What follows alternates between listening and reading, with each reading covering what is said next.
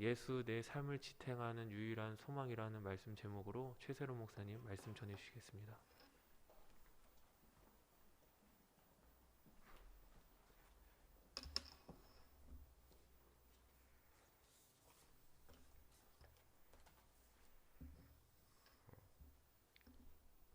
제가 청소년 사역을 계속 하고 있습니다.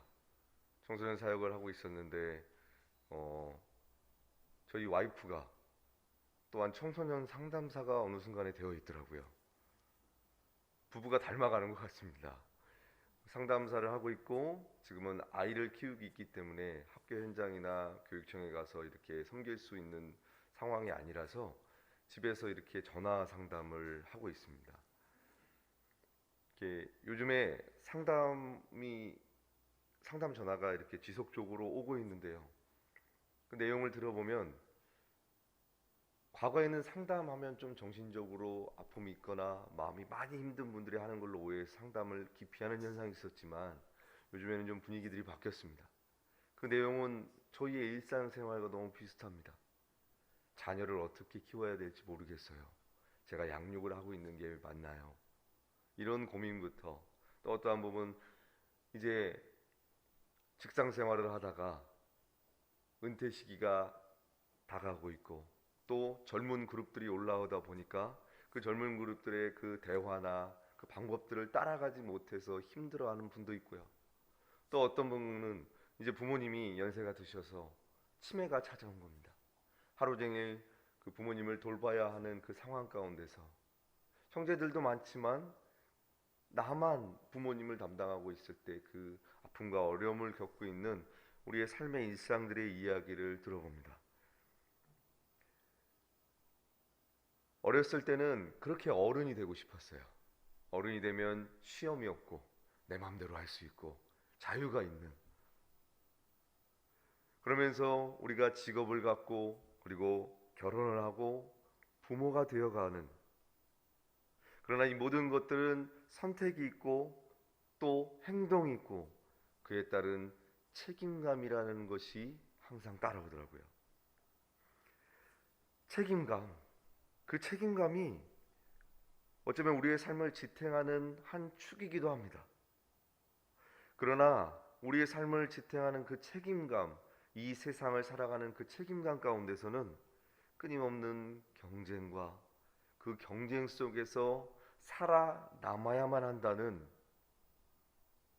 부담감이 있어요. 그 부담감을 이렇게 표현해 보았습니다. 버거움. 제가 결혼을 하고 자녀를 낳기 전까지는 몰랐습니다. 이 아이를 어떻게 키워가야 할까라는 책임감. 또 옆에 와이프가 있다 보니까 가장으로서 책임을 져야 된다는 것. 또 이제 어머니가 돌아가시고 아버님 혼자 계시는데 이 아버지를 어떻게 지혜롭게 잘 케어를 해야 하는가. 그런 책임감. 참 책임감이 많더라고요. 그런데 이것이 결코 가볍지 않았습니다. 이 책임감이 어떤 이에게는 너무나 힘겹고 버거울 수도 있고요. 또 어떤 이에게는 책임감보다 오늘 본문에 나오는 이 작은 아들처럼 좀 부유했던 가정인 것 같아요. 많은 복과 많은 것을 누릴 수 있는 삶 가운데 있을 때에 감당치 못한 책임감일 수도 있습니다. 그러나 누구에게나 책임감이라는 것이 있고 버거운 것이 항상 우리와 동행하고 있다는 것입니다. 그리고 그 책임감 가운데 우리의 삶 가운데 삶을 지탱하고 있는 그 무언가가 있어요. 오늘 하나님 말씀을 나누면서 저는 여러분들에게 한 5가지 정도의 질문을 던지면서 이야기를 나누려고 합니다. 첫 번째 질문은 이것입니다. 과연 나는 이 세상을 살아가는 데 있어서 나는 누구로 살아가고 있는가? 부모일 수도 있고요. 직장인일 수도 있고요. 학생일 수도 있습니다. 다양한 여러 가지가 있겠지만 나는 이 세상에서 누구로 살아가는가? 그런데 성경은 끊임없이 우리에게 말을 하고 있습니다. 이스라엘 백성들을 출애굽시킨 후에 하나님께서 그들에게 십계명을 주셨고 그리고 이렇게 말씀하십니다. 내가 거룩하니 너희도 거룩하라. 우리의 정체성은 하나님의 자녀요, 하나님을 따르는 자들이며 하나님을 사랑하고 섬기는 자라는 것입니다. 하나님이 우리의 창조주 되심을 우리 입술로 고백하고 신앙생활하는 자들이 그리스도인들입니다. 하나님이 우리를 창조하셨다는 것을 믿고 우리는 그의 피조물이라는 사실을 인정하고 살아가는 것이 우리의 신앙이죠. 그 피조물들이 해야 될 마땅한 것이 무엇인가? 우리의 인생이, 우리의 삶이 스스로 살아가는 삶이 아닌 하나님을 섬기는 삶을 살아가는 자라는 것입니다. 그런데 오늘 본문 누가복음 15장 12절에는 이렇게 말을 하죠. 다른 번역 성경을 제가 읽도록 하겠습니다. 현대인의 번역입니다. 작은 아들이 아버지께 말하였다. 아버지께서 돌아가실 때까지 기다릴 수 없습니다. 제게 돌아올 몫의 재산을 지금 나누어 주십시오. 그 당시 문화에서 나에게 올 유산을 주십시오라는 말은 정말로 심각한 말입니다. 아버지, 왜 아직도 안 죽고 있습니까? 아버지가 죽어야 아버지의 재산이 내 것이 되지 않습니까? 그래야 내 뜻대로 내 뜻을 펼칠 수 있고 정말 아버지보다 더 큰 인물이 될 수 있을 것 같은 그런 비전이 있는데 왜 아버지는 아직도 살아계십니까? 어서 돌아가십시오. 어서 죽으십시오라는 그 말이에요. 부모로서 얼마나 충격을 받았을까요? 저도 이와 비슷한 행동을 했던 적이 있습니다. 저희 아버님이 개척교회 목회자를 하시거든요. 그래서 저의 삶은 다양한 경험들이 있었던 삶이었습니다. 근데 그 중에 하나 제가 아버지께 정말 죄송한 고백이 있었는데요. 어린 마음에 아버지가 이렇게 개척교회 목회를 하시고 힘들게 살아가시고 힘들면 좀 일이라도 해서 좀 넉넉하게 가정생활을 할 수 있게 해줬으면 좋겠는데 한편으로는 아버지의 원망도 있었겠죠. 군대 가기 전에 제가 아버지께 이 말을 했어요. 아빠, 나는 아빠처럼 살지 않을 거야. 아버지가 진짜 넋이 나간 표정을 지으시더라고요. 네, 제가 그런 사람이었습니다. 이 작은 아들 또한 아버지를 향하여 그렇게 했던 것입니다. 아버지, 왜 그렇게 오래 삽니까? 제발 좀 빨리 주님 품에 가십시오. 근데 그 아버지는 저 같았으면 때렸을 것 같아요. 근데 그 아버지는 그 두 아들에게 재산을 나누어 줬다고 성경은 말합니다. 사사기의 말씀과 창세기의 그 장면이 떠올랐습니다. 이스라엘 백성들이 그 사사기 18장 1절에 그때의 이스라엘 사람들에게는 왕이 없었습니다. 우리가 얼마든지 상상할 수 있는 말을 던지고 있습니다. 이스라엘 백성들이 왕을 원하고 있구나. 왕이 있었으면 좋겠다고 말을 하고 있구나. 그런데 이것은 결코 하나님 입장에서는 유쾌한 입장이 아니었습니다. 오직 우리의 왕이시며 우리를 보호하시고 우리를 이끄시며 우리 삶의 지탱이 되시는 분은 하나님 한 분밖에 없는데 이스라엘 백성들이 하나님의 통치와 하나님의 보호하심과 하나님의 은혜가 아닌 하나님의 이끄심이 아닌 우리의 방식과 우리의 경험과 우리 스스로 살고 싶다고 하나님께 표현한 것입니다. 창세기에는 뱀이 하와에게 접근하여 이 선악을 알게 하는 실과를 먹으면 하나님처럼 될 거야. 하나님처럼 될 거야. 하나님만이 우리의 왕이시며 우리의 보호자이십니다. 우리는 나 스스로 살 수 없는 존재라는 것을 인정하며 살아가는 자들이 바로 그리스도인이고 바로 그 정체성을 가지고 살아가는 자들이 저와 여러분인 것입니다. 그런데 성경을 통해서 볼 수 있는 것은 끊임없이 원수 마귀와 우리의 연약한 인생을 가지고 살아가는 이들이 스스로 살아가려고 했던 그 시도들을 우리는 보고 있습니다. 그렇다면 두 번째 질문입니다. 우리는 어디에서 살아가고 있고 어디에 있는가? 자기 과시와 욕심과 기근과 흉년이 있는 이 세상 속에 살아가고 있습니다. 가끔 뉴스에 나와요. SNS에 멋진 장면을 오르기 위해서 절벽 같은 데서 사진을 찍다가 안타깝게 떨어진 사건들, 또 좋은 여행지에서 찍은 수많은 모습들, 우리의 일상과 그리고 사진을 찍어서 올리는 것이 보편적인 것이 되었습니다. 잠시 착각에 빠져드는 것 같기도 해요. 이 세상이 파라다이스인 것처럼. 네. 그러나 우리는 기억해야 합니다. 구약 성경을 통해서 하나님이 끊임없이 우리에게 강조하셨죠. 이 땅엔 우상과 음란과 죄악이 가득한 것이요 흔들리고 썩어 없어질 곳이라는 것입니다. 그러나 하나님은 우리에게 썩어 없어질 것을 주시는 분이 아닌 흔들리지 않는 영원한 나라와 영원한 소망을 주시는 분이라는 것입니다. 우리가 스스로 살아가려고 하고 이 땅에서 파라다이스를, 왕국을 지으려고 했을 때의 그 모습을 오늘 누가복음 15장 13절 14절에서 그 아들은 이러한 경험을 하게 됩니다.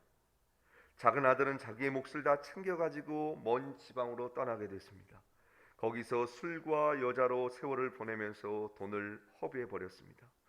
돈은 이미 다 떨어진 데다 그 지방에 큰 기근이 들어 그는 끼니조차 이을 길이 없게 되었습니다. 우리는 이 세상에서 어떻게 해서든 살아남기 위해 발버둥칩니다.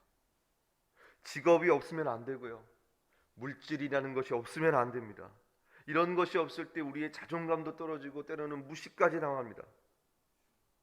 우리가 젊고 힘이 있고 능력이 있을 때는 그것이 영원토록 내게 있을 것 같다는 착각 속에서 내 손에 보이고 쥐어진 것이 있기 때문에 정말 나는 걱정 없이 살 수 있을 것 같지만 어느 순간 예상치 못할 때에 내 손을 떠나간다는 것입니다. 그때가 될 때 정말 우리의 신앙이 나타나게 됩니다. 우리의 근본과 내가 의지했던 모든 것이 나타나게 됩니다. 어떤 이는 한순간에 무너져서 좌절과 낙심 가운데 가지만 또 어떤 이는 신기하게 그것을 딛고 이겨내고 환경은 전혀 변하지 않았지만 웃음이 있고 기쁨이 있고 평안이 있는 모습을 보게 됩니다. 그렇다면 무엇이 잘못된 것입니까? 아까 처음에도 얘기했지만 하나님을 의지하고 하나님과 함께 나아가고 내 삶을 하나님께 의탁해야 되는 삶을 살아가야 되는 우리 인생들이 하나님을 떠나 나 스스로 삶을 지탱하려고 했기 때문입니다. 우리가 수많은 성경의 역사를 통해서 보아야 합니다. 이스라엘 백성들이 복을 받고 하나님의 은혜 가운데서 그 언약 가운데서 강성했고 통일 예루살렘 이스라엘 국가가 되었고 막강했지만 그 나라는 영원하지 못하고 깨어지고 또 왕조가 바뀌는 모습을 보았습니다. 그러면서 이스라엘 백성들이 하나님께 돌아오는 역사를 우리는 끊임없이 보게 되었습니다. 우리가 이 세상에 살아가면서 빨리 깨닫고 알아야 할 가장 중요한 포인트가 무엇이냐면 나는 나 스스로 살아갈 수 없는 존재라는 것입니다. 기도하지 말라, 직업을 가지지 말라, 돈을 포기하라, 그런 말이 결코 아닙니다. 그 모든 우리의 일상의 세상 가운데서 진짜로 내가 의지해야 될 것은 직업도 아닌 권세도 아닌 나 자신도 아닌 바로 예수 그리스도 한 분밖에 없다라는 사실을 깨닫고 기억하라는 것입니다. 제가 이 둘째 아들과 같은 모습이었어요. 저희 아버님이 개척교회 목사님이셨잖아요. 그래서 지난번에 왔을 때 저희 꿈이 뭐라 그랬죠? 기억하십니까? 대형교회. 네, 무조건 묻고 대형교회만 지원하는 사람이었습니다. 대형교회 목회자가 되기 위하여 신학생 때는 3-4시간씩 기도를 했고요. 성경을 60독을 했습니다. 100독은 해야 대형교회 목사님 된다고 해서요. 네, 보이는 게 없었어요. 오직 한 가지 대형교회. 그리고 원서를 넣습니다. 근데 제가 생각했던 것보다 첫 교회가 큰 교회였어요. 하나님 은혜로 부흥도 경험했습니다. 그리고 또 지원한 데가 안산 꿈의 교회였습니다.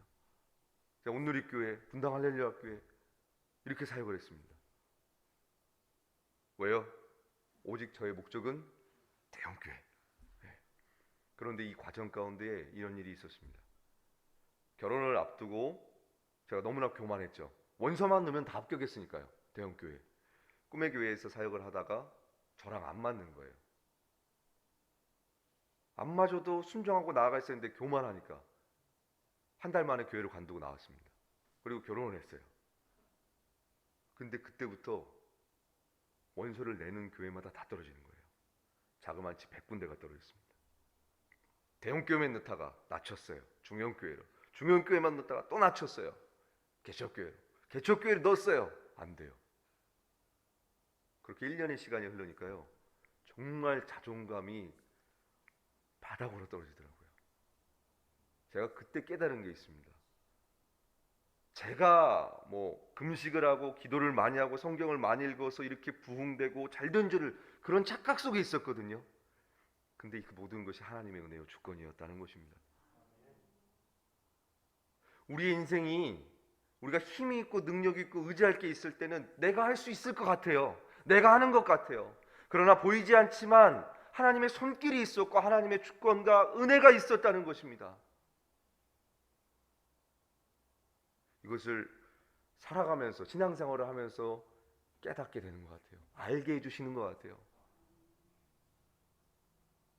이 둘째 아들이 그 과정을 겪고 있는 것입니다.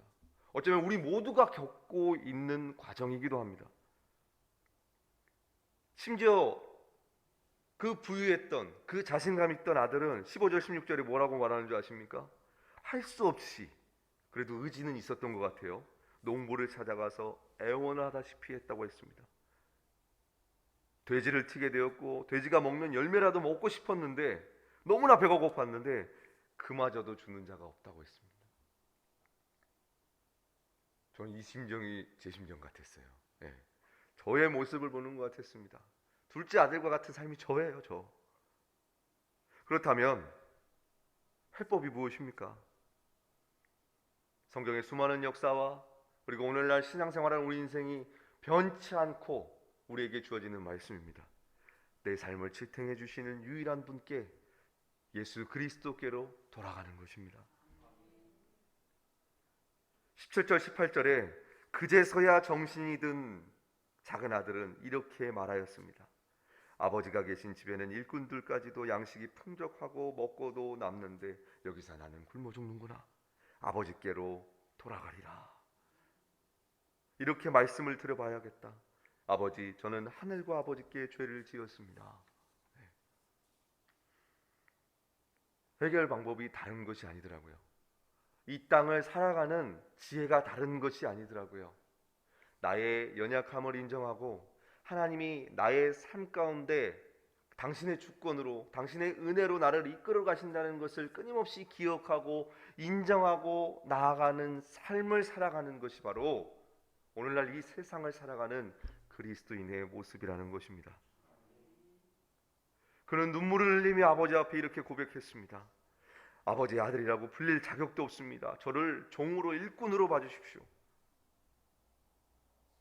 정말 힘이 없이 모든 걸 실패한, 자기는 돈이 있으면, 젊어서 힘이 있으면 뭐든지 할 수 있을 거라고 세상을 향하여 나아갔지만 철저한 실패와 좌절을 맛보면서 어깨에 힘이 빠지고 그 버거운 모습으로 터벅터벅 걸어오는 그 아들을 향하여 아버지는 그 멀리서 정말 거짓골을 하고 오는 그 아들을 바라보며 뛰어나갔고 그 아들을 끌어안고 입맞췄다고 말하고 있습니다.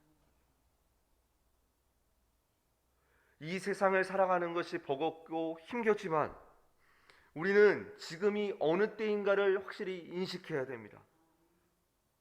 세상은 변하고 흔들리고 모든 것이 불완전할지라도 지금은 바로 하나님의 사랑을 깊이 경험하는 때, 우리의 인생은 주님이 다시 오는 그 순간까지 우리가 경험하는 것은 무엇인가? 하나님의 그 영원한 사랑, 끊기지 않는 그 영원한 사랑을 끊임없이 경험하는 삶이 저와 여러분의 삶이라는 것입니다. 그 아버지가 이렇게 아들을 향하여 고백합니다. 누가복음 15장 21절 이하에 이렇게 말하는데요. 아들이 아버지를 향하여 저는 하늘과 아버지께 죄를 얻었습니다. 그러니 아버지의 아들이라 불릴 자격도 없습니다. 그런데 아버지는 이렇게 말하였다고 말을 합니다. 빨리 집에서 가장 좋은 옷을 내 아들에게 입혀라. 그리고 보석 반지를 끼워주고 신을 신겨라. 또 살찐 송아지를 끌어다가 잡아 잔치를 열고 기쁨을 나누라. 이는 내 죽었다가 다시 살아난 아들이라. 잃어버렸다 다시 찾은 아들이라. 하나님이 이런 분이시라는 것을 성경을 통해서 우리는 보아야 합니다. 우리의 삶 가운데 성공만 있으면, 기쁨과 행복만 있으면 얼마나 좋을까요? 그러나 우리 삶 가운데 비도 내리고 바람도 불고 추위도 오고 앞이 보이지 않는 어두운 밤도 옵니다. 그러나 우리가 이것을 넉넉히 이길 수 있고 감당할 수 있는 것, 그 길을 먼저 가신 예수 그리스도께서 우리와 함께 하시기 때문입니다. 임마누엘 하나님, 예수 그리스도께서 나와 함께 하시고 천사나 하늘의 권세나 그 무엇도 우리를 그리스도의 사랑에서 끊을 수 없다는 그 영원한 언약의 말씀이 지금도 살아 역사하기 때문에 우리는 이 세상을 사랑할 때에 나의 어떠함과 나의 능력과 세상의 그 무엇이 아닌 예수 그리스도, 내 삶을 지탱하시는 유일한 소망이 있기 때문에 오늘도 우리는 다시 일어서고 또다시 일어서고 세상을 향하여 나아갈 수 있는 것입니다. 사랑하는 우리 바이셈 공동체 귀한 한 분 한 분의 하나님의 자녀들, 성도님들, 힘을 내십시오. 우리의 삶을 지탱해 주시는 분, 지금도 그 보좌 우편에서 우리를 위하여 끊임없이 중보하시고 우리를 응원하시는 예수 그리스도가 함께 하시기에 오늘도 우리는 삶을 살아갈 수 있습니다. 그리고 결심해야 됩니다. 우리의 삶을 지탱하시는 예수 그리스도, 이 소망을 우리의 이웃과 가족에게 전달해 줄 수 있는 유일한 소망, 바로 여러분인 것입니다. 오늘 이 아침 기도할 때 분명히 보일 것입니다. 직장과 학교와 가정과 여러분의 삶의 반경 가운데 삶이 버거워 어깨가 축 늘어지고 표정이 어두운 수많은 분들이 떠오를 것입니다. 여러분, 그들을 위해 기도해 주십시오. 그리고 그들에게 예수 그리스도의 소망을 전해 주십시오. 그 소망의 기쁨이, 우리의 삶을 지탱해 주시는 그 영원한 기쁨이 여러분들을 통해서 끊임없이 전파될 것입니다.